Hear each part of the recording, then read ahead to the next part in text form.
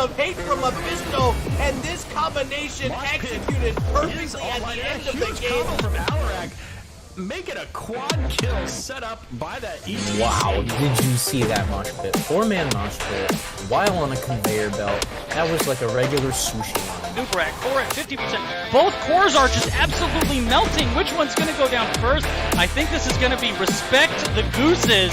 Oh my goodness. Ring. Oh my goodness, the ring.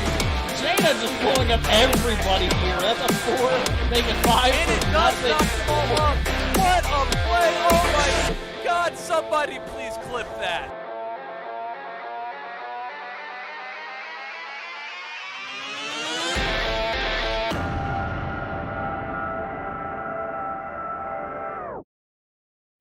Hello and welcome to the show this evening. I'm your host Murda, joined by my good friend, my dear friend, the lovely, the invisible, the splendid, and the green. It's the green Mist joining me this evening. A round of sound, everyone, please.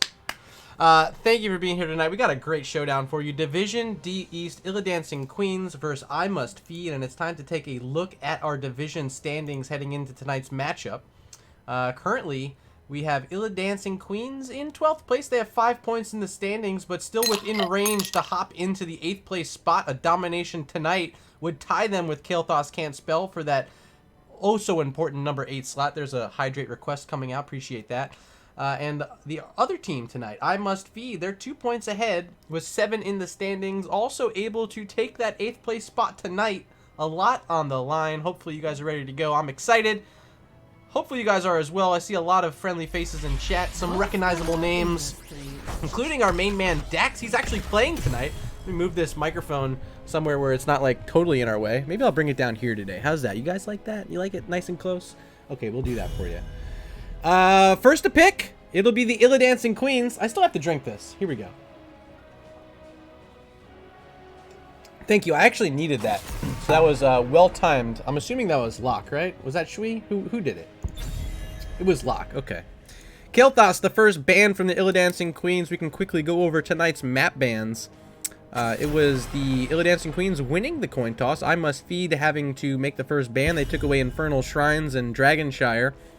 And the Queens, they banned away Cursed Hollow and Braxis Holdout. As you can see, our first map, it is Volskaya Foundry as chosen by I Must Feed. Quick bans coming in. Tassadar taken out by I Must Feed. And there's the Deathwing taken away by Born to Shine, the captain for the Illidancing Queens. Final ban, it is Gary the Garrosh. And now we're into our first pick of the map. If you guys have suggestions of who you think these teams might want to pick, be sure to communicate in chat. Let us know. We're already going to see a Sylvanas. Quickly trying to catch up with writing all these names down in my book. Another quick pick. It is Leeming for IMF. And there's a Rhaegar, a very strong healer right now in this meta. Basically, you live or die depending on how good your Rhaegar can be, right? Paired in with a Leeming, not necessarily synergy there, as she can't necessarily benefit from the Bloodlust. But it could signal that it might be a ancestral healing type game for Rhaegar this time, as we see ETC and Anduin chosen for Jake Bot and Born to Shine. Two players that have been in NGS for quite some time. We got a raid coming in. This one from our dear friend, everyone's favorite. It's Moist Weenus. Welcome to the show, everybody. Thank you, my man Weenus, for hooking the channel up with some viewers. If you guys want to watch some NGS action, you're here right on time. We're just in our first draft of the night. A double header about to take place, as Uther is the final ban from I Must Feed. We now have one left. It belongs to Miss Born to Shine and her Illidancing Queens. Do they want to take away a main tank here? They already have their ETC. Garrosh has been banned, so you can look maybe at the Johanna right here as a target to take away, and that's exactly what they're going to do. I think that is a 100,000% the right pick. Well done by IQ, and now Miles going to have to make a decision of how deep in this tank pool they want to go. Bits are flowing in. Weenus, appreciate it. 69 on 69 day, Weenus. Is this... Like, you guys should have had a special today for Cheer 69. It should have been a Tuesday night special show because of today's date. I think it's appropriate. Maybe next year, though. Diablo! Yeah, there's Big Red. Gonna be joined in by one of the Nephilim from his namesake game, Vala. played by John Goodman here.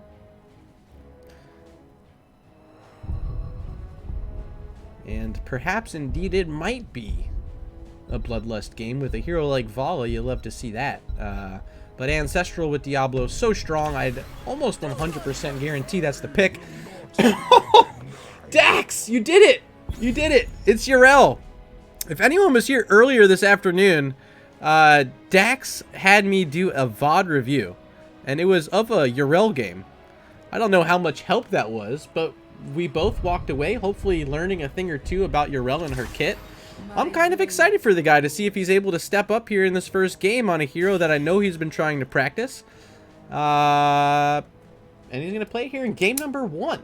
Lock Voltura, you were here for that earlier, right? So it is time. Time for you guys to start making some decisions, as I don't have a co-caster here with me. Who will win game 1? Will it be the Illidancing Queens, or will it be I Must Feed? Our poll is open. Head on over to chat. Select the team you want to win, or the team you think is going to win this game number 1. Hit submit. Your votes will be calculated live on stream. They're right up there. See them? I see them. Best of luck to both of our teams tonight. You know, a lot on the line. If you're trying to get that number 8 spot, a win against a team also fighting for it is very important. We're here in week number 7 of NGS. There's not a lot of opportunities left, so if you're not winning now, you might not be winning at all. So I think both these teams understand that, and they're going to come out playing their number 1 hots tonight. Here we go, game number 1, Volskaya Foundry. And let's introduce this team on the left-hand side. First, we see Born to Shine, the captain, playing the support position tonight on the Anduin. There's Jakebot, the NGS greeter himself on ETC. Dak's going to be playing the Yrel. There's Yotaru on Gul'dan, and Sestrin on the Sylvanas, ladies and gentlemen. They're dancing. Well, technically they're not dancing, but they are the Illidancing Queens. And here on the red side, we got Miles, the captain, playing the Sonya, Night on the Li Ming. There's Listerfiend on Diablo, John Goodman on the Vala, and Li Main, by the way, playing the Rhaegar. Give it up for I Must Feed. Level 1 talents up on your screen, and standard. Dax going into the Dauntless. We talked about this one earlier. I said Dauntless, yeah, great pick. I like it. He sticks with it. It's his build, right? Echoed Corruption's the pickup for our Gul'dan player here. That's Yotaru getting 1 stack there on the first wave. We do see Diablo, of course, with his baseline Black Soulstone. We'll see how effective he can be, because this time it's paired in with Devil's Due at level 1. Really live or die based on your stacks when you're Diablo with this talent. But already finding a few of those and able to get it up to 13. A new subscriber should be pretty good. We have a subscriber coming in. Wow, thank you for that. Appreciate the love. Just to see who it was. Was it a gifted sub? Oh, Weenus gifting out a sub. 5 subs. Oh my god, that might make a lot of noise for a bit. So we'll keep talking through it. Appreciate it, Weenus. Jakebot under some pressure, trying to escape John Goodman and chase on that Vala, not quite able to finish off the cow.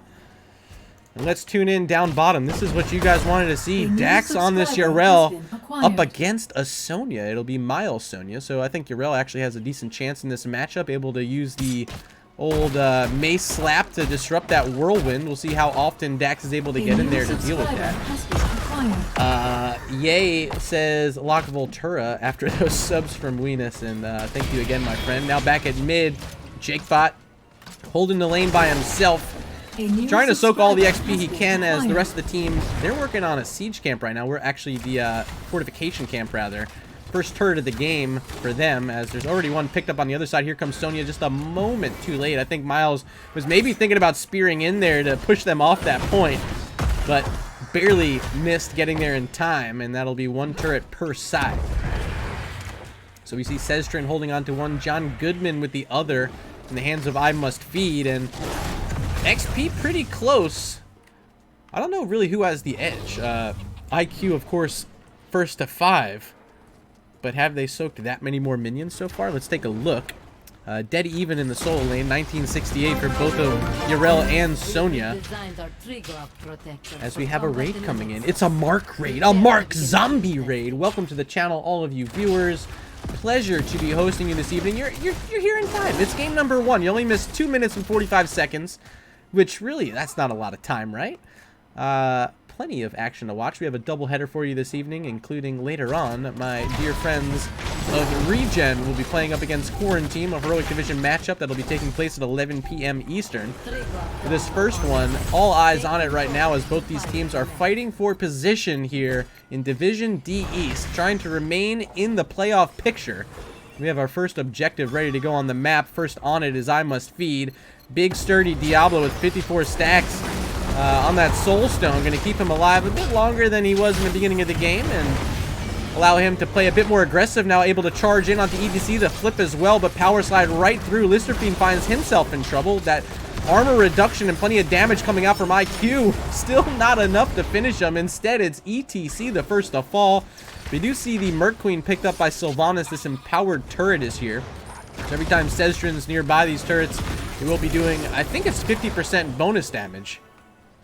Dax finally making the rotation up, see if he can help play the front line as the cow is dead. Now at 90% is this channel on control point A for I Must Feed. Diablo's going to walk off the point, and it looks like the whole team's going to walk off the point, so overtime situation will be handed over to the Illidancing Queens. Now a Jakebot back in the mix. It's a 5v5 here if they're willing to take any sort of fight. Actually, Sonya, she's still up top trying to get some extra XP soaked for I Must Feed. And the rest of the team, they're over here on the fortification camp. Here comes Jakebot just a moment too late. Maybe would have been able to get in there and have a favorable fight for the squad, but turret picked up, Night Knight in control, and here comes I Must Feed leading off with a big orb on top of Gul'dan. Now the flip from Diablo, Yutaru in trouble, escaping with barely any health. Nice pull from Born to Shine just to get that little additional separation. Dax now under pressure, gonna mace them away. Big orb hits too.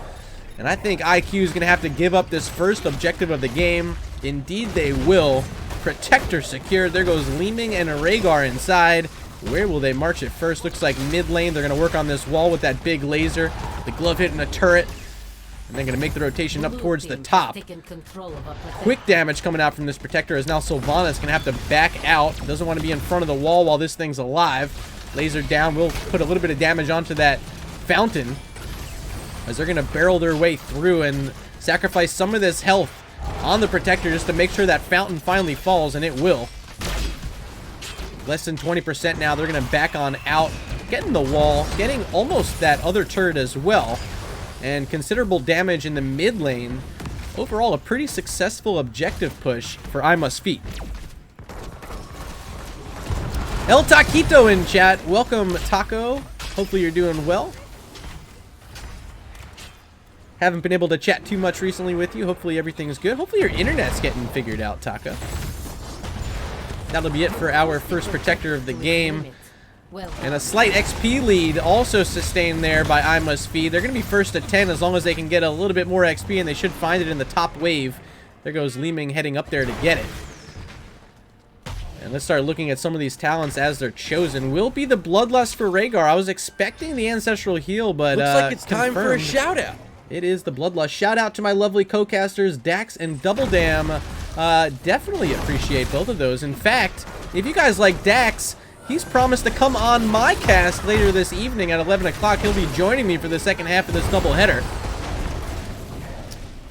So definitely shout out to Dax, Double Dam as well. Got to hang out with you guys earlier today. It was a pleasure. Actually, Weenus, we were watching one of your games.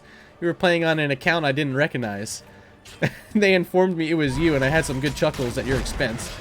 ETC under pressure. Doesn't have a power slide. Does. Actually going to get that leap of faith from Anduin to survive, as now IMF with their Sonya going to be working on the support camp nearby. Likely going to send the Vala and the Leeming around to help out. Yes, they will. And this will be a big biotic emitter for them just in time before control point B is going to be announced. As their pressure continues, Dax is actually double soaking. We need to highlight this boy right now. He's getting up and down the mid and bottom lane, putting some pressure on, and looking at the XP totals, is the highest achiever thus far in the game. Trying to keep IQ in this as long as possible and potentially help them secure their first kill at any moment. We'll see. It'll be another turret picked up for John Goodman. Going to head back to base, grab some mana before this next objective is ready. Let's take a look in the top lane as Diablo's here. Now with a full Soul Stone. He's ready to rip. He's ready to roar. And he went with the Apocalypse here in this game.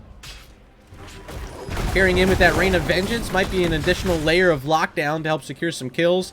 On the opposite end, it is the Mosh Pit, so of course also a great interrupt for that. And the Light Bomb selection from Anduin will give an additional layer of engage for the Illidancing Queens as they clear up that mid lane. Going to rotate up towards the top. A little bit of event setup here for a few heroes from I Must Feed. Same thing on the other side. Oh, this is fun. Both teams just like, yeah, we're going to hang out in this vent for a bit. They're going to make the move out. Jakebot up front along with Born to Shine. Going to work on getting their level 13 talents before this next objective is ready to go. Just about 20 seconds until it will be. Empowered Mercs are here along with Sylvanas. See if Sestrin wants to push in and try to help these onto the wall. But plenty of poke damage coming out from Night Knight and this Leeming, making it all but impossible for the Illidancing Queens to step forward. They're now going to prioritize finding those level 13 talents. This mid-wave might be enough for them. Just a little bit shy, but they do have a turret nearby, and the XP provided by this most definitely should be enough. And they'll likely then make their move up towards control point B, where we see Sonya already standing on the point, now pressuring in Vala and Leeming and try to poke down what they can on this fort. But Jakebot and Yotaru in control with this ETC and Gul'dan, able to kill those minions quickly and help set up the team ready to go for this control point B, but already down about 50% on the channel. Dax the last to get here, ready to make this move, see if he wants to jump in and bash some brains with that mace for us. Sestrin holding on to that turret. Remember, Merc Queen is the pickup for Sylvanas. So these will be empowered as we see the Light Bomb coming up. ETC looking for it. Gets a 5-man mosh pit. Wow. First kill is there. Do they get 2? No, just the 1. But Diablo in a lot of trouble will fall.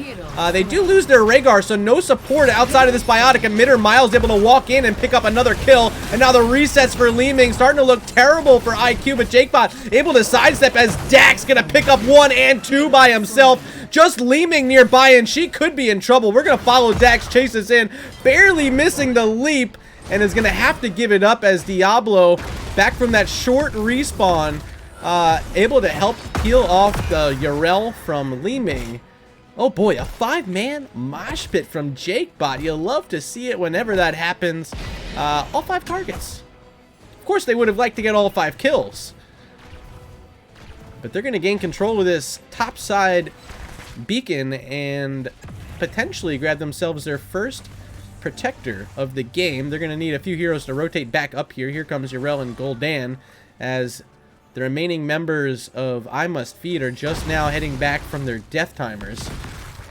It's a quarter level lead currently for IQ as Listerfiend's going to try to come in. Doesn't have a big soul stone this time. Jakebot able to come in with the Light Bomb attached. Now leaping on top of Night Knight. Leeming in trouble, does get the cleanse and teleports away with 30 health, still surviving, now able to throw some orbs in from a distance. Miles picks up a kill on the backside, Sylvanas is down. Born to Shine now having to try to retreat as Vala's in chase, gets the Bloodlust and the kill. Yotaru and Dax will likely fall as well if they stay in here any longer. And there goes one, and this might be, and it is, a mega kill for I Must Feed. Coming back from what they did in that spot, losing a few heroes during that big mosh pit. They're still going to be able to grab their second protector of the game, and with all 5 heroes dead from the Illidancing Queens, this could be a big sieging opportunity for them. They're going to start off on this top port, likely work down the mid one next as heroes are still dead. There they go with the glove and the orb, the laser as well, some punches, maybe some minigun too. There goes the minigun. And that's going to be the mid-fort falling. 2 structures down during this objective. And still plenty of time, plenty of health. Able to rotate down to the bottom lane as well to look at getting the 3rd fort of this objective phase. Defenses here. 5 heroes from the Illidancing Queens going to try to poke this out with their Gul'dan now at 34 stacks on Echoed Corruption. Slowly getting up to that 40 mark, and when he does get there, it's going to start being a lot more destructive for Gul'dan in these fights. Plenty of wave clear. You see the minion wave not able to help them, and this protector a little bit scared, not wanting to just donate all the health points. Gonna do a dance for us. You'll love to see that. Thank you. Here they come. Gul'dan gonna take the charge in from the Protector, but this fort's gonna stand. A sturdy defense by the Illidancing Queens now at level 16. Now, we'll make adjustments accordingly. Let's watch what happens from here. Lister Fiend, a full Soulstone again. Picking up those extra points every time those heroes were dying, so quickly got back up to 100. Both sides going to be looking at their fortification camps now. First going to be picked up by I Must Feed, and second going to be picked up here by the Illidancing Queens, just making a decision on who wants it. Looks like Sylvanas and her Merc Queen is the most logical option, so that's what they go for. And what is their path to victory here? That's what I always like to ask my co-caster, but now I got to ask myself. You know, another 5-man mosh pit, that'll help. See if JakeBot has any more magic in his sleeve, up his sleeve, in his pocket. One of those phrases. And they got to do some cleanup here in the top lane. Siege Camp is pushing in, but they're not wanting to go too far out. Maybe thinking about the support camp nearby, but they don't have vision on their opponents. Let's follow where I Must Feed is going. Now they're going to take a look. Oh boy. Sestrin walking into a Leeming. Here comes Diablo. The charge is in. The flip is on. The damage is there, and the turret is dropped. Donated over to I Must Feed. An unfortunate circumstance there for Sylvanas, using her Haunting Wave over the wall. And just so happened to be multiple heroes from the other side walking right through there. Never an easy situation to find yourself in, and will be unfortunate they lose their turret. But now JakeBot sliding away with the Light Bomb. A bit of a miscue there, getting the pull from Born to Shine, and will make it out with his life. But they do lose one of their cooldowns, a 60-second cooldown for Anduin. And without Sylvanas here, it's going to be a bit harder to make the defense. Gul'dan, of course, has now completed that Echoed Corruption, so if he's able to land a few of them, could be enough to pressure them back. Does use the Horrify as well, just to say, hey, we got like one more second till Sylvanas is back. Let's not let this wall fall. But 6 Siege Mercs are here, and they are pelting away onto that last tower. Finally going to be cleaned up by IQ, as they're moments away from being down level 20 talents. They gotta start searching out some more XP. And if you're I Must Feed, you're ready to go on this control point the moment it spawns. Gonna set up in the bottom lane, maybe even pressure onto this fort while they have a moment with the level 20 advantage. Or not. Or so. Or so. Here they come. Sylvanas was the only one here in defense. Now Dax going to show up on this Yrel. ETC and Anduin going to join, with Gul'dan still split out in the top lane. Would be a 5v4 in favor of I Must Feed with their 20 talents. So I would certainly imagine the Illidancing Queens are willing to give up some channel time onto this beacon. And for now, just going to be looking at their fortification camp and allowing Gul'dan to be split out, getting some of this side soak in the mid and top lanes. Top lane, look how pressured it is. Starting to almost be onto the wall as well. Engage happening here. Yeah, did we see the mosh pit? We did, but it got interrupted by that Apocalypse. And now a lot of heroes low on the side of I Must Feed, but with ETC already dead, I don't know how they take this fight from here. Gonna keep leaping in. Dax trying to find some kills. They do get one onto Rhaegar. No support available, but Lister Fiend surviving with about 85 health. And Dax, the only hero still up for the Illidancing Queens, will fall. Another mega kill for I Must Feed. And Control Point C is still active. They're going to be able to walk on and get themselves their 3rd protector of the game, most likely, with 26% already channeled. Just got to move someone onto the point, but they want the fort first. There goes Diablo. Going to work on the channel as the rest of the team's going to press on in this bottom lane. Rhaegar will be back up in 30 seconds, one of the last heroes to respawn here. And maybe the worst part about this for the Illidancing Queens is, with all 5 of them being dead, they're not working on getting level 20 talents right now. Only getting some of that trickle XP coming in. With ETC now back up and alive, JakeBot gonna wait a moment for a few heroes to respawn. And that'll be enough to allow this bottom lane heap to fall on the side of the Illidancing Queens. Lister Fiend still working on this channel all by his Diablo lonely self. And 100% has been achieved. Who's going to get inside this time? Looks like it will be Diablo. And maybe the Li Ming again? I'm not sure. Li Ming currently holding on to a turret. Might want to keep that in their hands. And they're not going for another keep. They're heading towards the core, ladies and gentlemen. They're up 14 to 5 in kills. With a healthy protector late game, 18 minutes and 30 seconds in. Here comes the core call.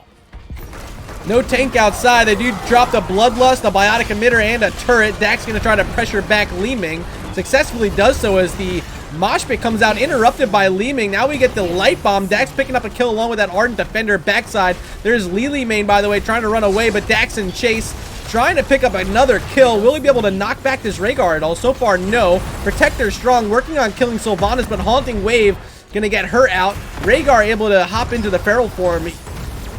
They're able to run away. Yotaru now under pressure, but they will be able to clear up this Protector before the core goes down. Li Ming in trouble, and look at that glove. It pushed Yrel towards the Rhaegar disappearing, and Dax is able to secure the kill. It's a triple for the Illidancing Queen, still in chase. APOC is down, but doesn't hit anything. The slows applied by Yrel, but Spear from Sonya, picked up at level 13, allows her to pull herself to her target location, and really that's the only difference that got Sonya out of that fight. Well done by the Illidancing Queens, potentially now able to get themselves back in this game. They're going to be working on this bottom lane fort wall with the black arrows from Sylvanas. They also want to steal away this fortification camp from I Must Feed, and they're going to be able to do it. Dak's going to split out, soak up some more XP, and help clear up this mid lane, which has a catapult pressuring onto their mid lane keep.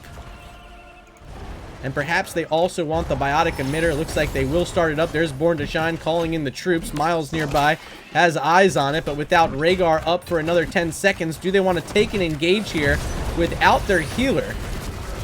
I don't think they do.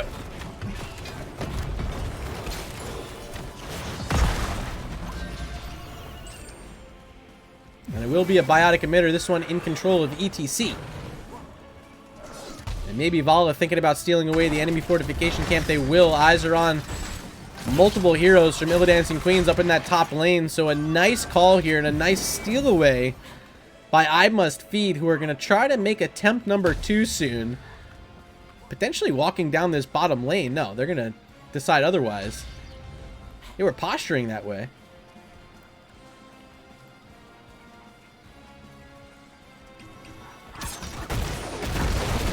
Instead, going to get some XP at mid and wait for our second iteration of Control Point A.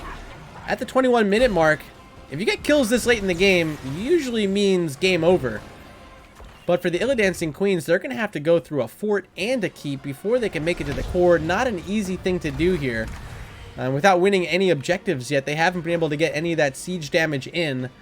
Perhaps they can utilize Sylvanas in a sneaky way if they're able to sneak around to one of these forts with her.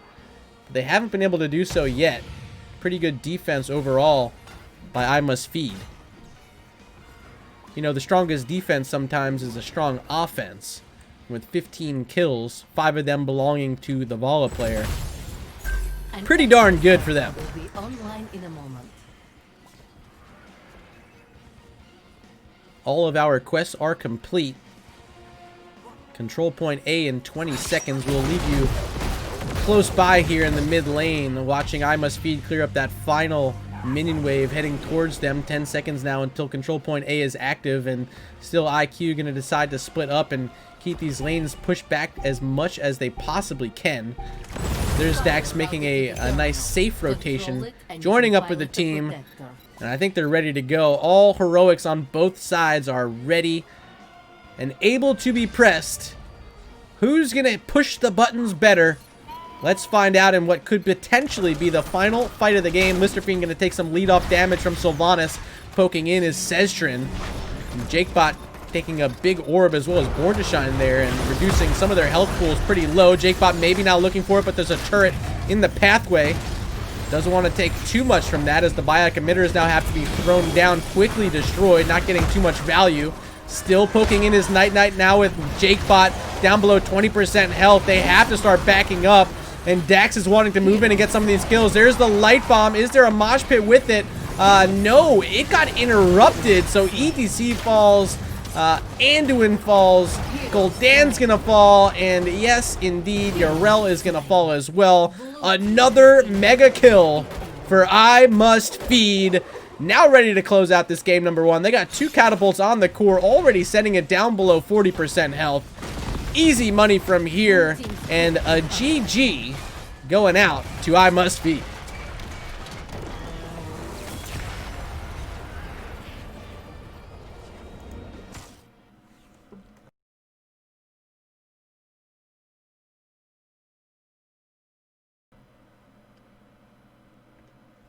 And let's take a look at this match summary brought to you by our good friends at Nexus Gaming Series. Wow.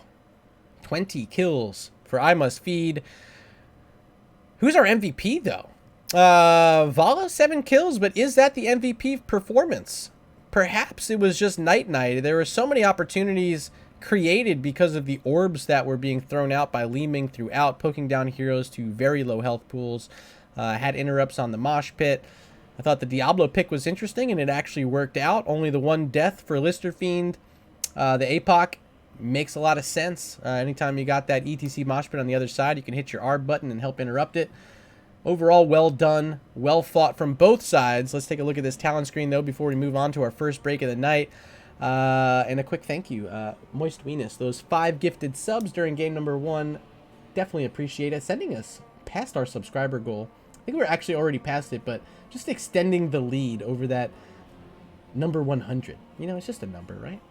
And Venus, appreciate you helping out with those 5. Hopefully you guys who got those subscriptions, enjoy your emotes, enjoy your stay here, and enjoy your short break. It's going to be about 2 minutes before we're back with game number 2.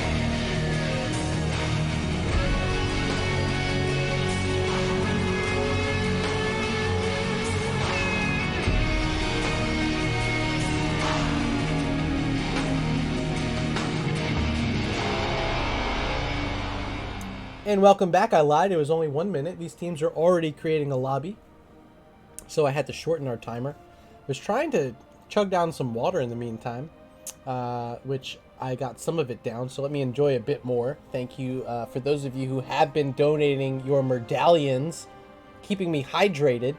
500 medallions, and I will drink from this cup. But, you know, when it doesn't happen, it's in between maps, I gotta do it myself.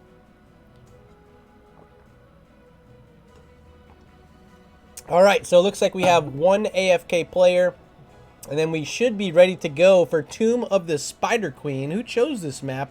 Looks like I Must Feed did, as our first draft team will be the Illidancing Queens. And I think I Must Feed just needs a quick moment. Actually, IQ actually needed a moment as well, so both sides waiting. All good. Allows me to talk with you guys. How did you guys like game number 1? And did anything stick out to you guys that you want me to mention potentially during an interview, right? We need interview questions.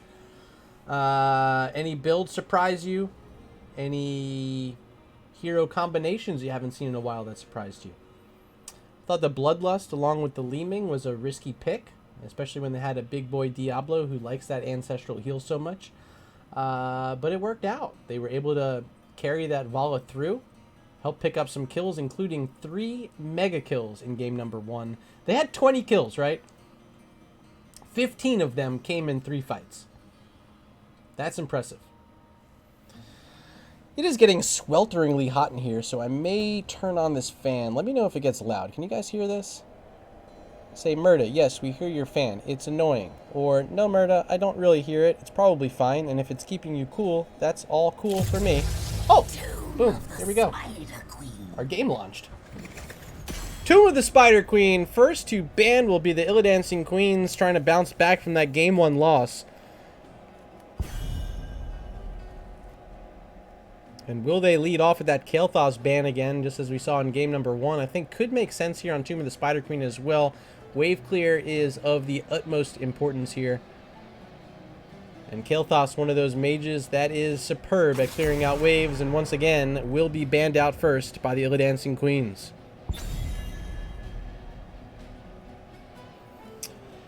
Now up, we got I Must Feed. Game number 1, they banned away Tassadar, Garrosh, and Uther. And this time they will continue with the ban on Garrosh. Trying to maybe take away some preferential picks for Jakebot. There's the Li Ming ban, who I said was probably our Game 1 MVP. 2 mages taken away by the Illidancing Queens now on our final ban for I Must Feed in this top half of the draft. It'll be Johanna, 2 tanks taken away. Feeling confident with how they played their Diablo in game number 1. Willing to ban out some of these priority tanks. But ETC still available out there. Wonder if Jakebot wants the hero for the 2nd game in a row. I think makes sense. Really no reason not to have an ETC, but they want the Rhaegar. They're going to take that away from Lily main.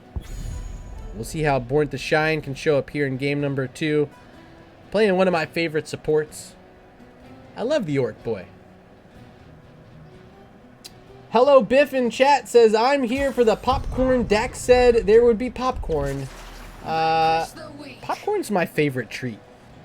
If I'm making a snack, it's popcorn. ETC and Jaina selected. You know, the worst part about popcorn is it's always stuck in your teeth. Maybe even days later.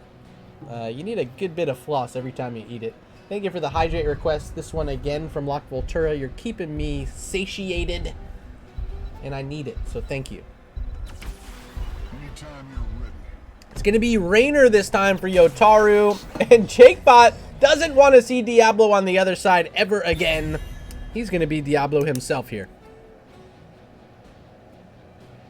Raynor, Diablo. And now we're on our final bans of map number 2. I would expect Illidancing Queens to ban out some sort of support. They already took the Rhaegar. Do they want to ban out something like an Ana that can pair in nicely with Jaina? Perhaps they just take away the Anduin, which pairs in nicely with ETC like we saw in game number 1 for the Illidancing Queens. They had that Light Bomb engaged along with the Power Slide. Can help set up some targets for that Mosh Pit. Or, you know, nano boosting a Jaina with an Ana. Always good. It's going to be Deathwing, though. Wasn't expecting him. Although he was banned out in game number 1, so maybe I should have been expecting it. Overall, pretty similar bans. Overall. Oh! Falstead. I said, hey, heroes I like. Brightwing, Dahaka, Falstead pregame to these teams. And we're getting a Falstead game. I love it. I really like it. And Lily main, by the way, yeah. We're going to see a Lily. Falstead and Lily. I wasn't expecting those 2 picks, but I like it. I like it a lot. Oh, was it a... Oh, Locke. You're right. You're darn right. You did do 2 hydrates. Excuse me. I have to drink again. Here we go. Final 2 picks for the Illidancing Queens is Orphea and Sonya, and a final pick, Imperius for Miles. Wow. Orphea, Sonya, Imperius. They're all in my book now, which means it's time to ask you guys who you're here rooting for in game number 1. You guys picked Illidancing Queens with 60% of the vote. But I gotta ask you again, as always, who will win game 2? Illidancing Queens or I Must Feed? Our poll is open. Head on over to chat up at the top, select the team you want to win, and hit submit. Help be my co-caster this evening by giving me all your insight. Who is favored to win this game number 2 after seeing those picks and bans? Tomb of the Spider Queen will be our map, with the Illidancing Queens scratching for their lives in this set, trying to extend it to a game number 3. Can they hold on? Can they get more spider butts? And can they get the win here on Tomb of the Spider Queen? Let's load on in and start introducing some of these players. It'll be Jakebot on the Diablo, Born to Shine, playing the Rhaegar. Here is Seztrin on the Orphea, Yotaru on Raynor, and your main man Dax on the Sonya. Give it up for the Illidancing Queens. And over here on the red side, Captain Miles playing the Imperious Night Knight on the Jaina. There's Lily Main, of course, playing the Lily. Lister Fiend on ETC. And it's John Goodman on the Bird.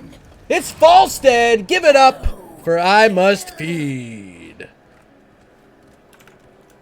Level 1 talents up. Anything out of the ordinary? Doesn't appear so, but let's take a peek at Orphea. She's going with the Ancestral Strength here at level 1. And it will be the bribe for the Falstead player, Wingman selected, even though there's not too many camps here. If you're ever able to steal away the enemy bruiser camp, that could be detrimental to the other side. So eyes on those stacks for Falstead, see if he's able to make a sneaky maneuver over there. Or potentially, you know, just take your own mercs. Not a bad idea either.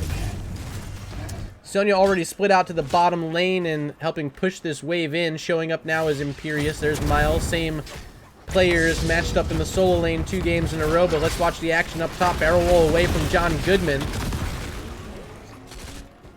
And they're going to have to give up any chance of clearing out that wave. IQ going to be able to push that forward as Born to Shine getting power slid along with Seztrin.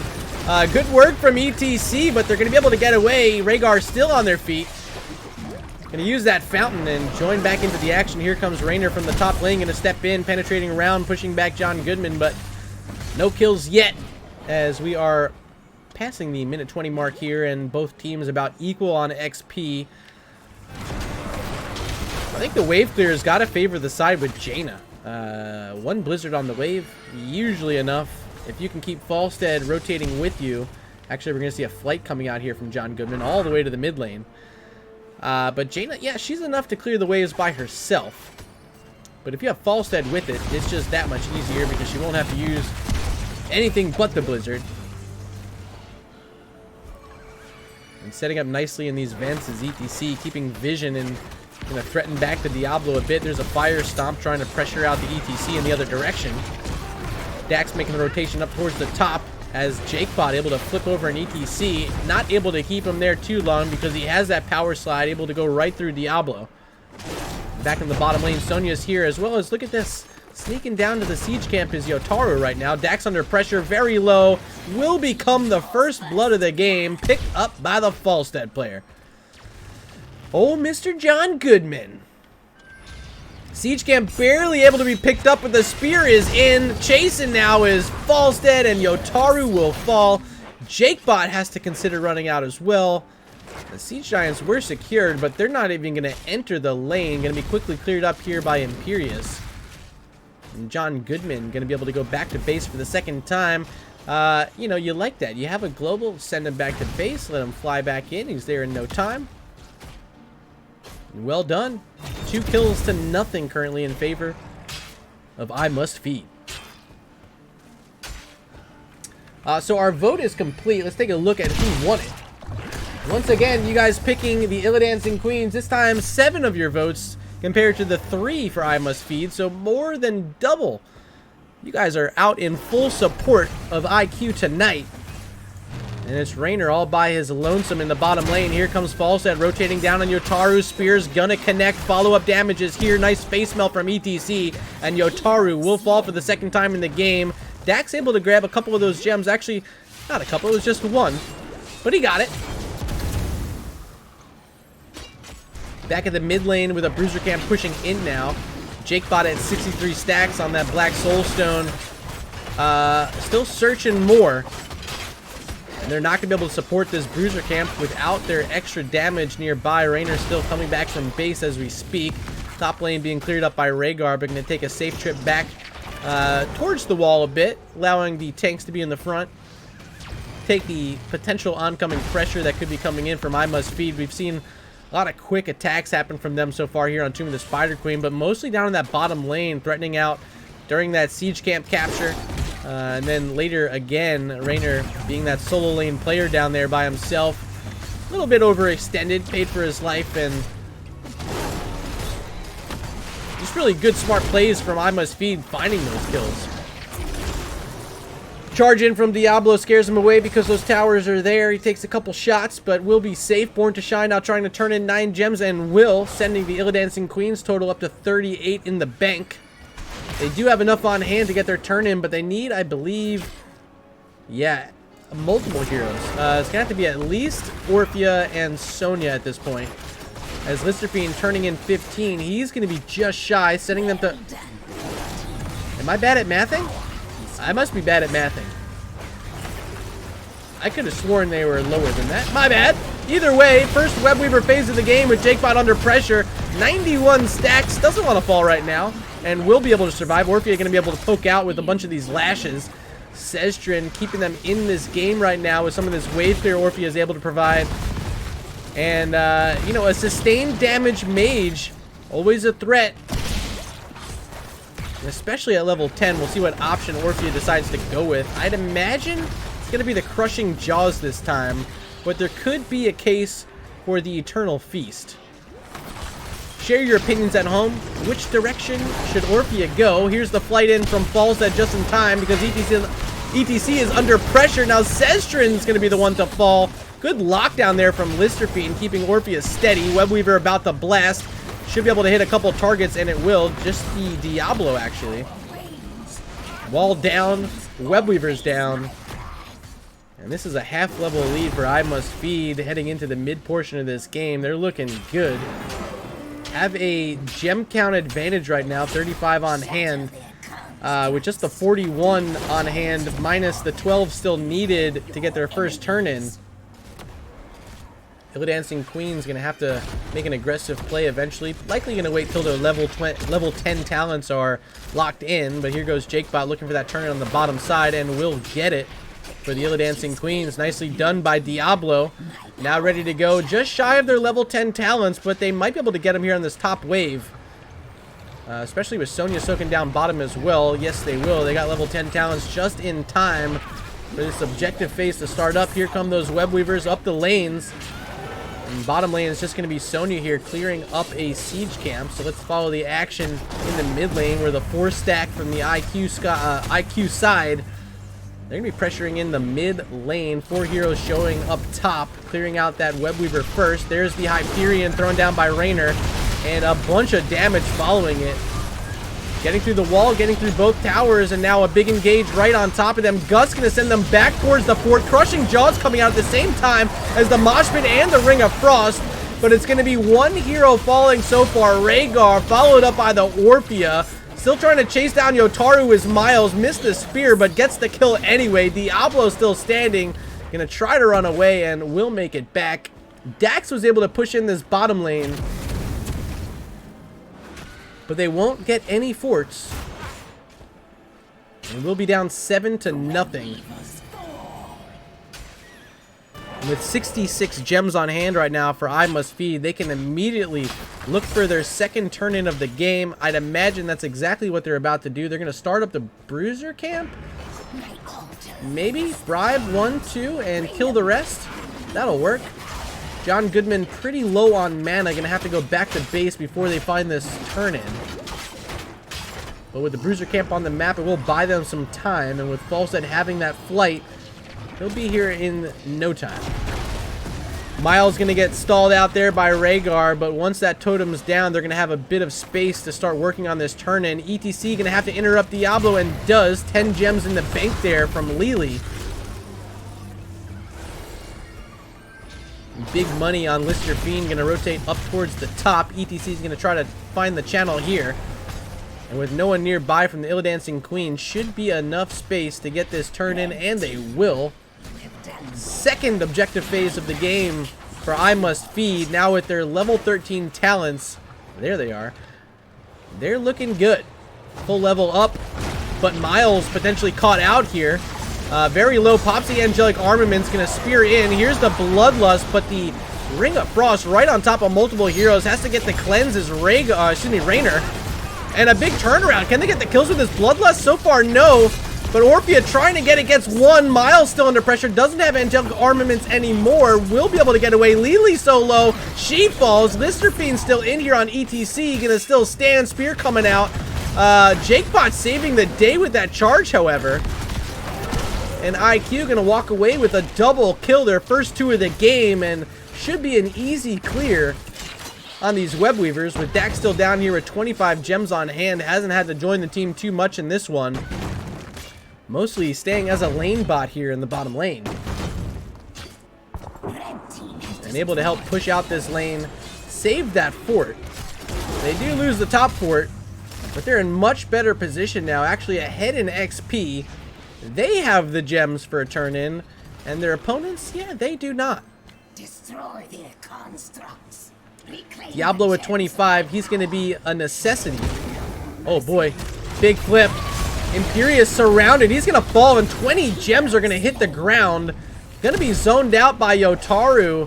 Well done, and that means only 15 now on hand for I Must Feed, and Illidancing Queen's able to get their second turn in with a hero dead on the other side. This is a big power play advantage for them. They're going to start off by trying to poke down this mid fort.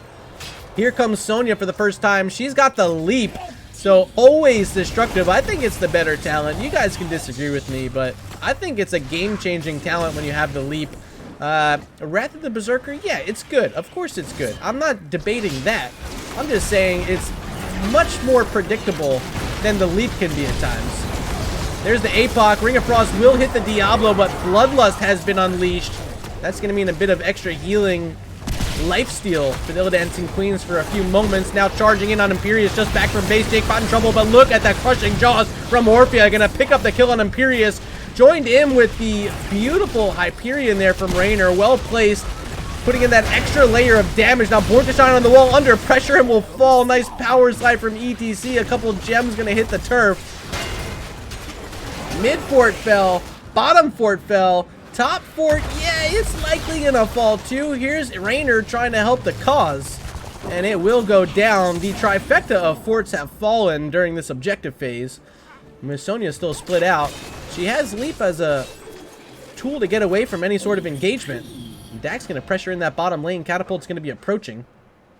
And they have 29 gems to 29 gems. Ladies and gentlemen, this is all but tied up right now on Tomb of the Spider Queen. Of course, kills are still favoring I Must Feed. Structures are favoring the Illidancing Queens. Pretty good one. This is getting exciting.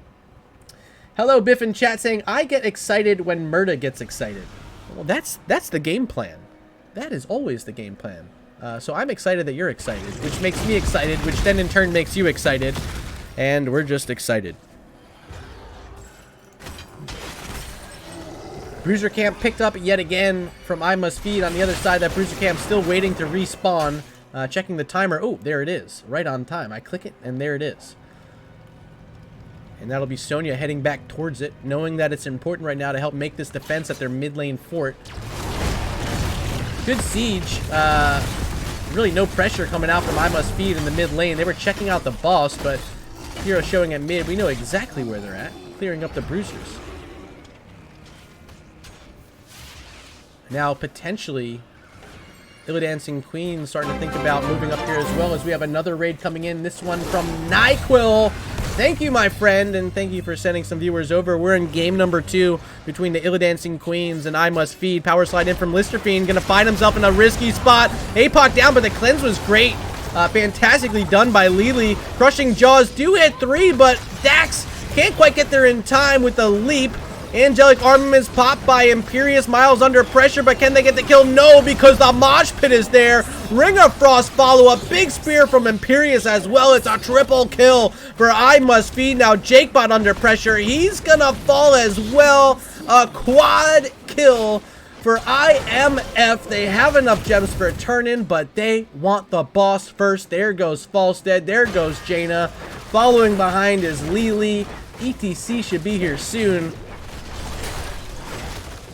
this is going to be tough for the Illidancing Queens to come back from this. It's going to be Web Weavers and a boss in their face momentarily. Rhaegar is going to soak up the bottom lane, clear out what they can. Diablo up top, having to rebuild that Soul Stone. And the boss has been summoned, now heading towards the egg spawner. Here they go with their gems, and they have plenty to be able to do so.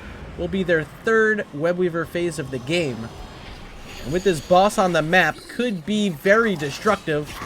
Are they going to join up in the top lane? They will, sending 4 heroes this way. Falstead's still back at base, but has that flight. He's going to try to get as close as he can. But only makes it so far as the middle of the map. Now with the boss below 50% health, Illidancing Queens trying to get this down before the Web Weavers get here. And they might be able to do just that. Good defense here, and still holding on to that Hyperion is Raynor. Web Weaver now showing up. Knight stepping in with this Jaina. Has that Ring of Frost ready to go again, and it's been impactful thus far.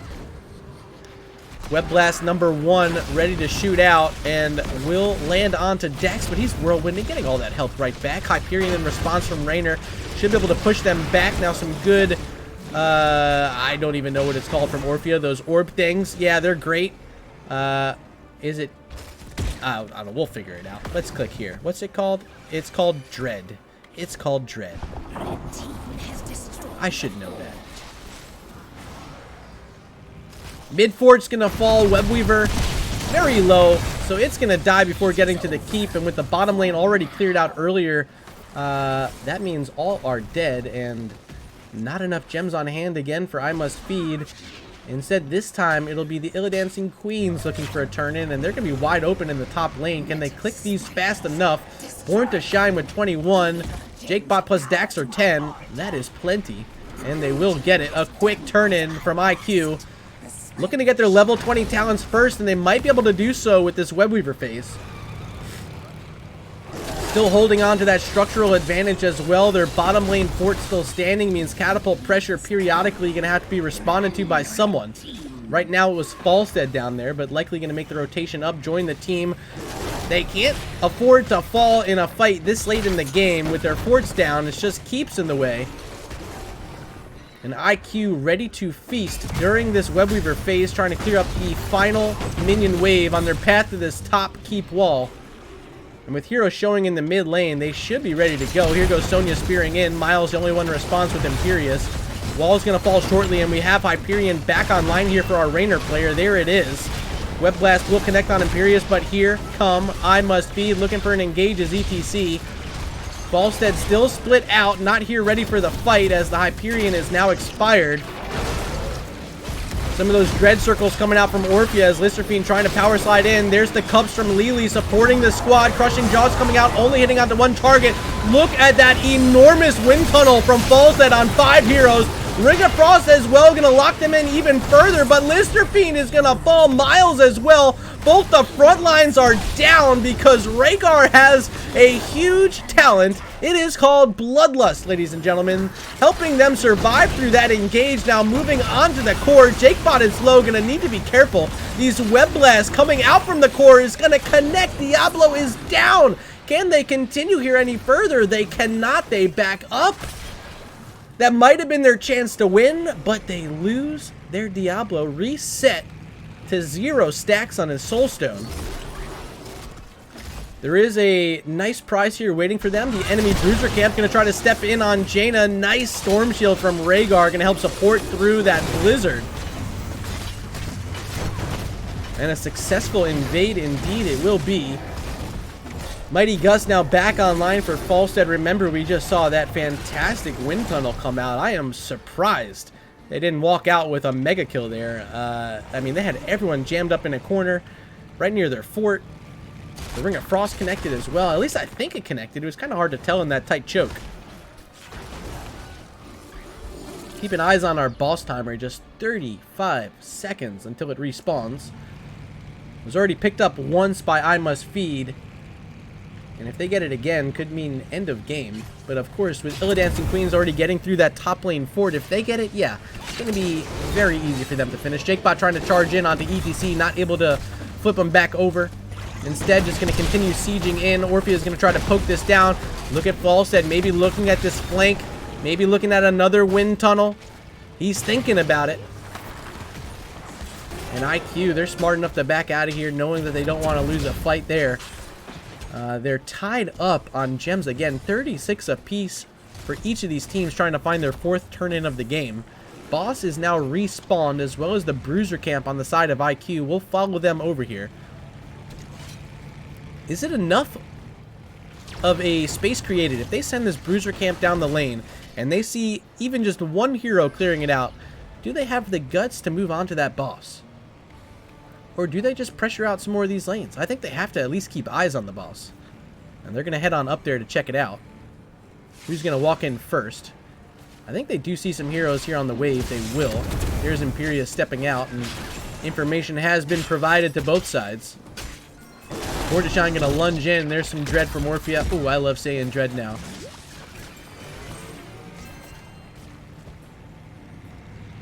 And splitting out the deal with the Bruiser camp. Is this the moment for IQ to rip that boss quickly? No, they're going to try to support them up. Utilize the spell armor. As Raynor is disconnected, we have a pause. Welcome back. You get to see me again. This game is getting exciting. Okay, Green Mist, what are you thinking so far? Okay. Yeah. All right. Green Mist says it's a good one. Let's ask Baby Yoda what he's thinking. Baby Yoda. Whoa! Baby Yoda, you're getting green screened. See, he's not actually supposed to do that. He's actually a cute Yoda color. Maybe if I put him in the green area, he'll kind of look green. Oh, no. Baby Yoda, I'm sorry. What are we going to do when you're green and the screen is green? Thank you for the bits, Moist Weenus, throwing down the 69 yet again. And it is June 9th. So officially it is 69 day. If you guys want to check out Weenus, shout out. It is twitch.tv/MoistWeenus. Casts a fantastic show along with Slexia every week. It's called Cheers 69. Time to change your hat, Murda. Time to change my hat? What? Got on my College of Charleston hat. That's my alma mater. But if you insist, who requested this, by the way? I always like to know who's requesting all the fun stuff. It is Lock Voltura, of course. I should have known. So instead, you guys get a hot hat. Oh, and we're back in action here. Game number 2 back underway. Welcome back. You didn't miss anything. Got to put Baby Yoda back down. Some more cheers coming in. This one from Porky. The 1 bit, your first bit you've ever cheered here. Thank you, Porky. Appreciate that.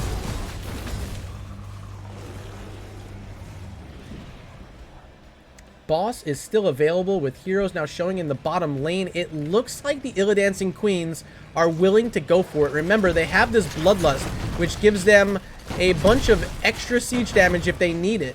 Of course, the fight as well, but you got to watch out for that big, mighty gust. If that wind tunnel gets here in time, could be the saving grace, but they won't make it up here. It's a boss secured by the Illidancing Queens. Going to be pushing into an open lane. Keep is already down. This could be the end right before our eyes. 62 gems on hand for I Must Feed. Not enough for their turn-in. They're going to have to make a defense here up against this boss before doing anything at all with those gems. Already taking some damage. This boss sent down to about 90% health, now approaching 75% quickly. Falstead with that empowered lightning rod. Very good at sieging down single targets. But it's on the core, and here they come with the Bloodlust. Hyperion as well, but the Mighty Gust disengaged. Neutralizes anything that was about to happen from the Illidancing Queens. It's just Jakebot on the core. The boss is there as well. 59%. Can they finish it off? They're still healthy, but Diablo is down. They just need to right-click this core. There goes Born to Shine, calling in the troops. 2%. They get the job done and will be sending us into a game number 3 on the backs of that boss call. Well done by the Illidancing Queens. I think my food just got here. Ooh. Let's take a look at the match summary brought to you by Nexus Gaming Series, and I'm going to have a food reveal for you guys.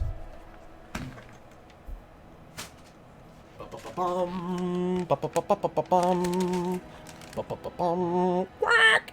If you guys have the NGS squeaker chicken emote, you guys can throw that down because we got some Chick-fil-A, baby.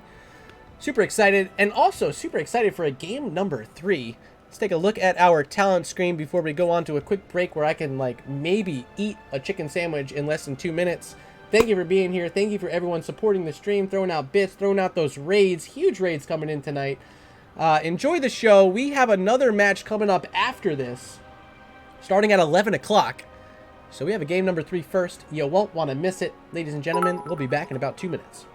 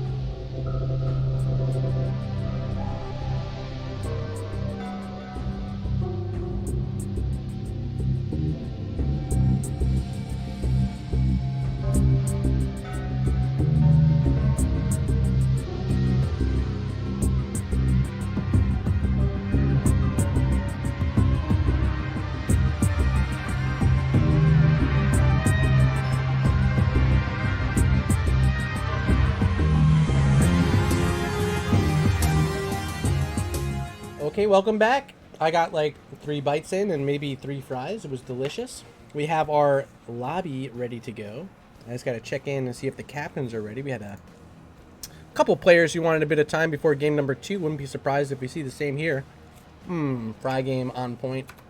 If you guys don't know Chick-fil-A, look at these waffle fries. Oh my god. How can you deny the waffle fry? A new subscriber has been A new acquired. subscription 2 months in a row for Mrs. Windup Bird. Squid 3, Squid 4. Yes, Squid 1, Squid 2, Squid 3, Squid 4 to you as well. Lock Voltura also had a gifted sub during the break. Appreciate that. And hello, Biff. I don't know if I said thank you for the 5 bits. The GG call from you after game number 2. Wow. Oh, and what sandwich should I get? It's the Spicy Chicken Deluxe. That's lettuce. That's why it's green screened. I'm sorry. It's good. But yeah, I'll eat that after game 3. I'm pretty hungry. I didn't have a dinner yet. 10 o'clock. It's 10 o'clock. Give me a break. Where can I put this? Back in the bag? Okay, back in the bag for you. Miss Murda, if you're out there, thank you. But Mrs. Are you... What? You think it's my first rodeo? Miss Windup, do you think this is my first rodeo? What does that say? It is not my first rodeo. But usually I get the honey roasted barbecue sauce. But Chick-fil-A sauce is fantastic. Love it. Love it. Love it. Back in the bag for you. And game number 3. We're on the way. Where can I get black lettuce burgers? Moist Weenus says. Just put it in front of your green screen. Magic. My book. My book. There it is. Got it. Okay. Okay. Who's first to ban? Okay, it's I Must Feed. I Must Feed. Their first time banning first tonight. It'll be Garrosh yet again. Not letting Jakebot get on the big bad orc. Third straight game we've seen Gary banned out. You've seen a few bans on Kael'thas already. Wouldn't be surprised if that continues here. Sky Temple, the map selection. Haven't mentioned that yet. A strong map for Falstead, as we just saw was played in game number 2. Kael'thas will remain the ban. And there's the Rhaegar. Shui in chat saying you should put spicy honey on it. And I have to agree, that sounds fantastic. I might actually do that. I have to run downstairs and get some spicy honey. There's also a Texas Pete packet that was included in there, which is good. I like some Texas Pete. Actually, no, look, here's the packet. Texas Pete. It's hot sauce for Texans. Li Ming was the ban in game 2. She'll be the ban here in game 3 as well. The Rhaegar taken out for the first time tonight was played by both teams. Currently with a 2-0 record is the Rhaegar. And Sylvanas first picked by I Must Feed.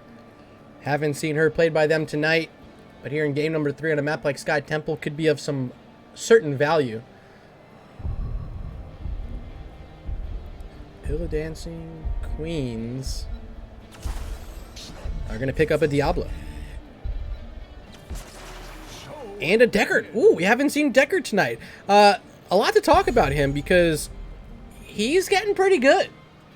He's getting a lot more consideration in drafts recently. His self-healing is probably the coolest part. Like, if you can kill a Deckard Cain, you did something right because he just drinks, drinks, and drinks. And how do you kill it?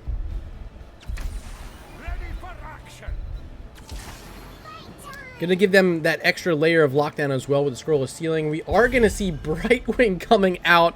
Another hero I said I would love to see tonight. I have to credit I Must Feed for humoring me. Definitely appreciate it. Thank you, Lily Main. You are fantastic. And Brightwing, you are beautiful. Eric says, Matt, it's all about Tapatio. You are right. Tapatio is the jam. If you're not aware of what Tapatio is, it's the one with the little wooden screw top. It's by far the best taco hot sauce you can get. If you see it at your favorite Mexican restaurant, definitely try it next time. It is worth the wait. Jaina, the final ban after Deathwing was taken out for the second time tonight by IQ.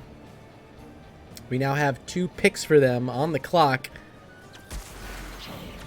And they're going to go with the Dahaka and Orphea. Oh my god. I got to see all 3 heroes I said I wanted to see tonight. I said Falstead, I said Dahaka, I said Brightwing. And we're getting the last 2 that remained here in this map. Brightwing versus Dahaka. You'll love to see it.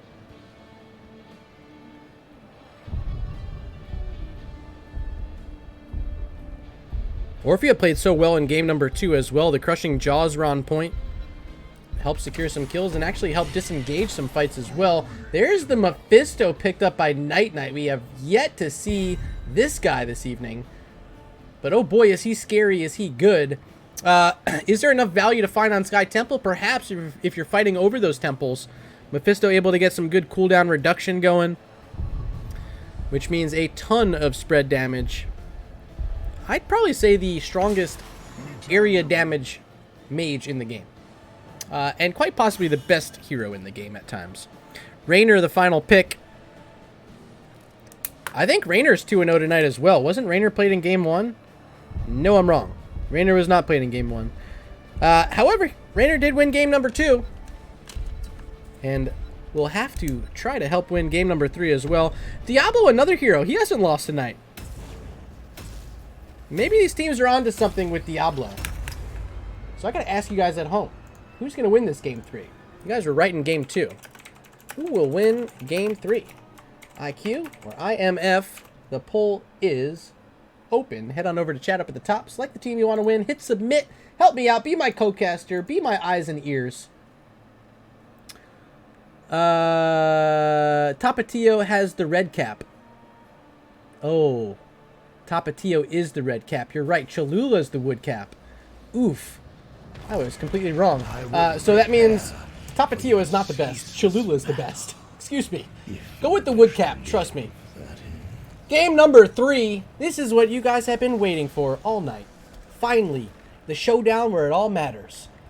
Dahaka going to be played by Dax. There's Sestrin on the Orphea. Born to Shine playing Deckard Canyo. Taru on Raynor. And Jake Bot on the Diablo. Give it up for your Game 2 winners, Illidancing Queens.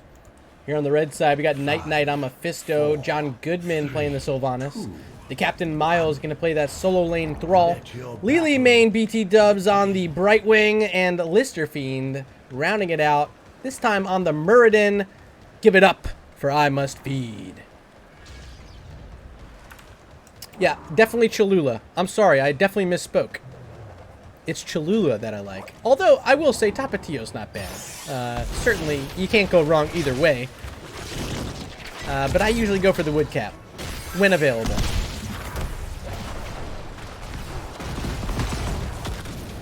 The other one is Valentina.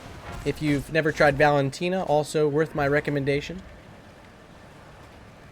Maybe not seen as frequently, however, equally as delicious.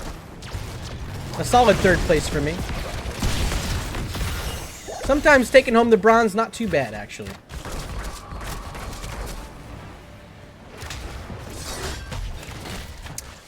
Taking a look at some of these builds. I thought we maybe would have seen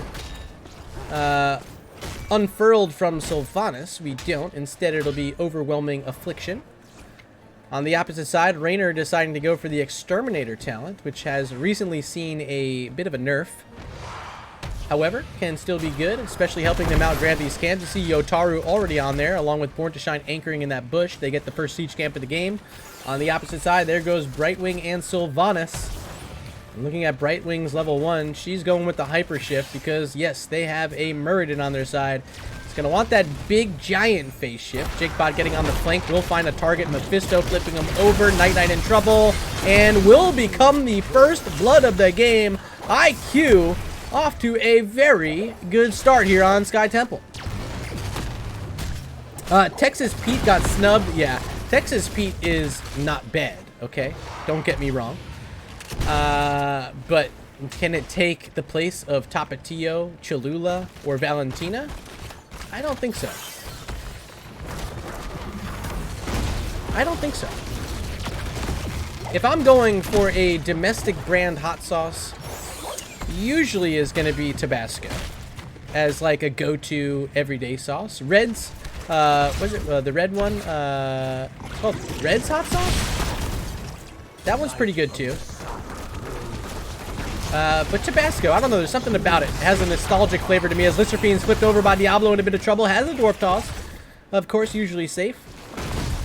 And we'll survive for now with our first temple spawning in less than 15 seconds. Let's take our first peek in the top lane where Dax is sent down to about 30% health up against this Thrall. Miles doing a great job so far. And Diablo opting for the tissue regen as well as one who collects at level 4. Gonna be able to be back in this fight momentarily because he has that Brush Stalker, but it's first gonna be a Bruiser Camp grab by IQ, and where will they go from here? Diablo looking to grab some minions, still stacking up that Soul Stone. They're all gonna rotate towards this middle temple. And here they come, Orphea trying to lead it off. There's Sestrin pushing back a few targets from I Must Feed. Now Night Knight under pressure. Jakebot not able to get the flip. But this time, Lister Fiend trying to hop away and gets the Hyper Shift just in the nick of time. Brightwing saving the day, and that's why I like the hero. That's why I like it. She's so strong. Could scroll the ceiling and a lock-in Muradin here, but 5 targets for the Illidancing Queens under pressure. Dax trying to get some health back with that Essence, and will get out, as well as Lister Fiend able to Dwarf Toss out again, but a first kill of the game for I Must Feed. It's Raynor down, Jakebot low, Dax low. Dax is going to fall. A double kill secured by Mephisto. Well done by Night Knight. They get the bonus shots on the mid-temple and still some time standing up here. They can get some more shots as Sylvanas going to clear up this Bruiser Camp on their wall. Hello, Biff. You know I'm the king of hot sauce in NGS. I did the Hot Ones challenge while casting a match, okay? Including some Carolina Reaper sauce, okay? Alright? And we might have to do it again just to prove you wrong. Troll is stealing, gonna lock in Mephisto on the backside. Here comes that hyper shift again, keeping Muradin alive. Miles under pressure. Thrall very low, able to scoot away into that bush and will survive. Instead, it's Sylvanas the first to fall. Troll with ceiling's gonna lock in Mephisto, but do they have the drag? 30 health, securing the kill. Now finding the drag. They pick up 2 more at the end of the play. Well done by IQ. Now up 4-2 in kills. And some big ones there in that moment. But yeah, just quickly back to the discussion, okay?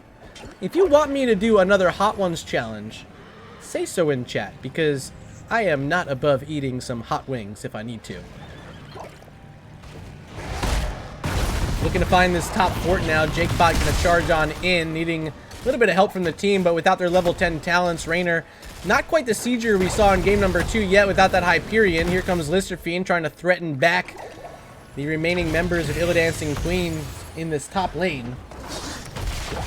Shui once got the bomb in his eye. That is the most rancid battery acid thing I've ever heard. I feel so bad for you. I do need to learn the names. You're absolutely right, Biff. Mr. Fiend, Dwarf Toss out. Scroll of Ceilings here. Nice flip by Jakebot, putting him right in the center of that triangle.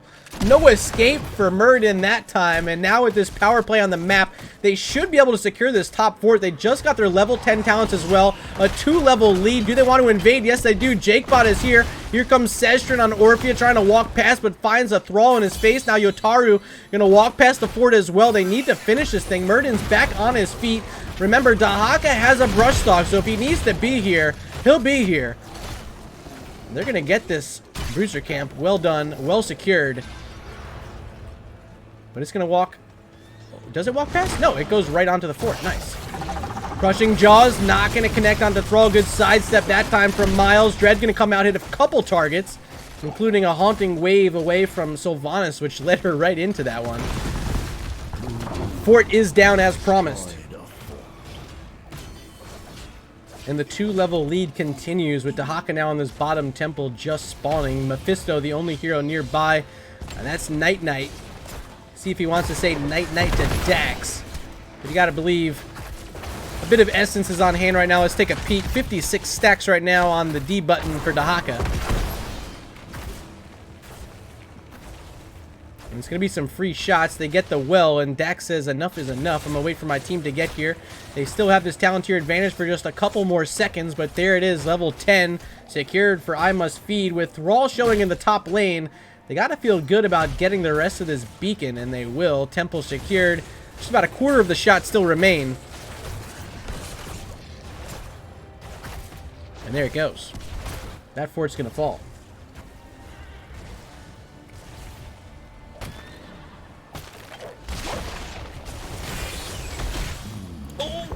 Oh, it did fall. I was like, man, it's gonna live. It did go down. Help with the minions.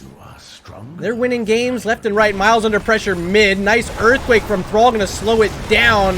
And Thrall will end up falling. There goes the Brightwing as well. Durance of Hate in response. 5 heroes locked inside of it, but still no one dead on the side of Illidancing Queens. I said it was Muradin under pressure. It wasn't. It was actually the Thrall. My apologies there, as now the boss is open, and with a couple heroes dead for the time being, Jakebot gonna anchor, and there goes IQ trying to pick it up. Game number 2, the boss is what helped them win on Tomb of the Spider Queen. Trying to do more of the same here on Sky Temple. And Eric says, IQ using that Tapatio. Absolutely. Boss is going to be killed, but here comes Muradin trying to push them off this point, taking some damage. Dax is getting pretty low with no essence, not able to stand on that point any longer. Deckard Cain gonna fall as well. Here comes the hyper shift, but the target's dead. A triple, might be 4 with Miles very low. The boss has secured Raynor in chase. 170 health on Thrall. Can they get him? I don't think Miles has any chance to get away. Hyper shift is gonna come in from Brightwing, but now there's 2 heroes in a bad spot. Jakebot gonna lock in one side. Can Yotaru lock in the other? Doesn't look like they do. Brightwing's going to escape. Thrall's just going to stay in here and die. And Brightwing should be able to run away, but no! Gets shot and revealed. Here comes Diablo, gonna flip Brightwing over very low. Polymorph coming out. In chase is Orphea. Should be able to land a Q here, and does. Now chasing in further. They get all 5 heroes. It was a very extended mega kill. I don't know if you can consider it one, because 3 heroes have already respawned and are responding to this boss in the bottom lane. but this is now 12-4 in favor of the Illidancing Queens. After winning game number 2, they have all the momentum in their hands. Double temples active, Dahaka standing up top. And Orphea, 7-0 right now. 7 kills, 0 deaths. Unbelievable effort so far. They're going to be able to get as much as they can on this top side, but Dahaka is going to have to start thinking about backing up because here comes Mephisto, here comes Muradin. And Dahaka will be safe. Bottom side temple, however, is still in their control. And look at these siege giants starting to approach onto this keep wall as well. Blue team has crushed. I mean, this might be lights out there on that keep. It might be.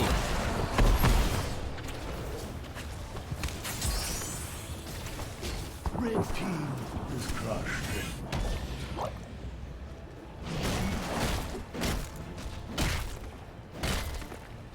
Here they come. Dahaka with the drag ready to go. Not going to be able to find the thrall that time. They want to get this keep down.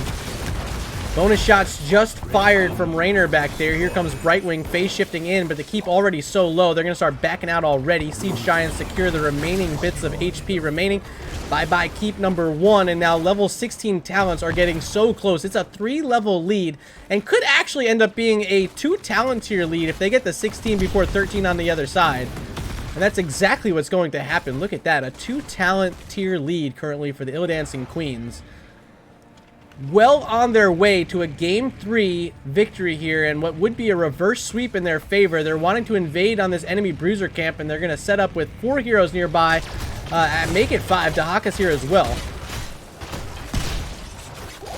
And IMF just going to turtle back in their base and give that one up. Top lane is pressured back pretty far. Look at this, all the way onto the keep wall.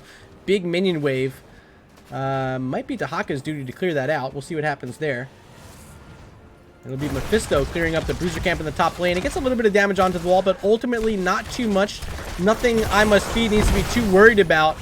They keep this keep still standing, and any structures on Sky Temple are good structures because they will soak up those shots from the temples, of course, and help keep you in the game long term. But being down 2 full structures, it's tough to come back on Sky Temple in that sort of scenario. Boss still a minute 45 away from respawning. Last picked up by the Illidancing Queens, now pressuring out this mid lane.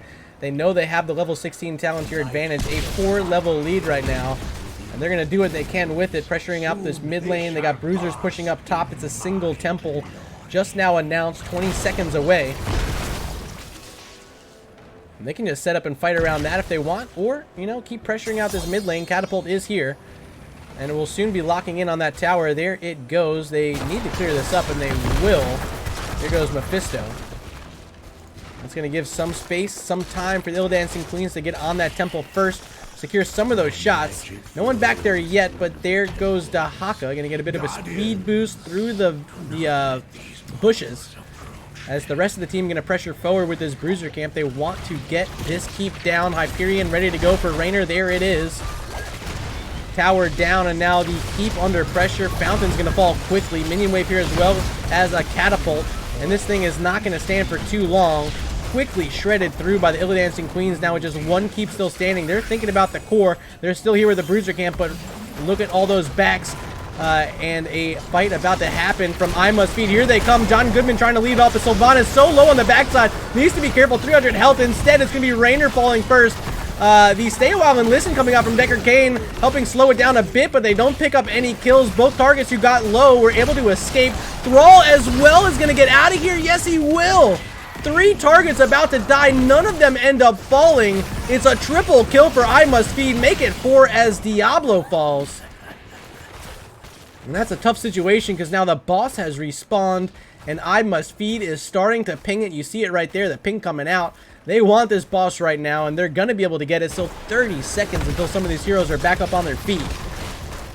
Just a Haka nearby, Diablo nearby. That is not enough to clear out this boss, so could be the bottom fort down. Potentially, you know what? I don't think it'll be bottom keep. I think it'll just be this bottom fort, but again, Sky Temple, every structure counts. And Jakebot now with 0 stacks on his Black Soulstone. Can have a bit less health points as we enter the late portions of this game. What once was a 4-level lead has now been sent down to a 1-level lead. Technically 1.5, as you see level 19 now clicking in for IQ. They got to make this defense at their fort. Boss very healthy, and they're going to choose to do so at their keep instead. I think the smart move. Top lane's going to be pressuring soon. Catapult's approaching. And here come I Must Feed over the Bridge of Death. There's the Hyperion, going to send them back, but Raynor under pressure. Yotaru low gets a big heal from Deckard Cain. Crushing Jaw is going to pick up the kill on Sylvanas. Some more whipping, some more lashing. Orphea might get more in this fight, but Durance of Hate going to slow it down. There's the Emerald Wind, leaving Diablo all by himself. That's a long death timer, 60 seconds for Big D until he's back. One traded out on each side, but the tank has fallen for the Illidancing Queens. Likely not going to want to take an engagement the moment they get level 20 now without Diablo on the map. They are able to clear out that boss in front of their keep wall. Temple's active in one. Here goes the Haka. And we have a disconnect again for Yotaru. So back to the webcams. We need to get some hot sauce names right. That's what we've determined, okay? I think you're exactly right. I demand you guys quiz me next time. Pick out some obscure ones. I'll try to memorize them. And we'll have a hot sauce quiz. If you can think of any that I don't know of that are delicious, recommend them to me. Maybe I can find them at my local grocery store.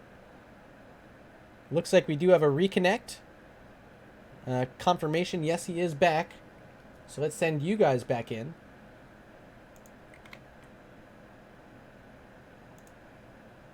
We got 2 temples just activating. 3-2-3 is being thrown out by John Knight. You'll have to see that. 3-2-1 is the count from Sestrin, and we are back in to game number 3. This could be enough to finish off this keep in the mid lane. Look at that. Only targeting onto the keep itself now is the Haka and Deckard Cain. Raynor are going to show up as well. After this, it's only the core still standing. And they're going to get some shots onto the core. Keep is down in about 2 more shots. There it is. Now the core, it's got shields, but might take some damage. I'd imagine this is enough to get through the shielding. First keep is down on the side of the Illidancing Queens as there's a camp trying to be picked up. Here comes Orphea, going to check it out, seeing that Thrall is there. Still no Diablo nearby. He's just getting back from base, but Miles able to escape, getting the hyper shift from Brightwing. They threatened him back. I think, yeah, that was a Wailing Arrow we just heard from Sylvanas. I don't think it found any value, but enough to zone away the Illidancing Queens with their level 20 talents, thinking about continuing this invade. Jakebot coming around the corner. There's a nice dread on the backside. Look at this Hyperion value right through the choke point. Perfectly done by Raynor. They get 1, they get 2, they get 3. Can they close out the game from here? Core has limited shielding on it right now. It's already down to 70%. It's Sylvanas and Brightwing in defense. GG's already thrown out in chat by Miles. So we got to see how this one finishes up. Can Sylvanas save the day? Dahaka can eat a few of those shots to lead it off. Now those tornadoes trying to push some heroes towards the core. Shielding's down 40%, 30%. Dax is just right-clicking as much as he can. Can they do it? Yes, they can. The Illidancing Queens bouncing back from a Game 1 loss, able to secure the set over I Must Feed.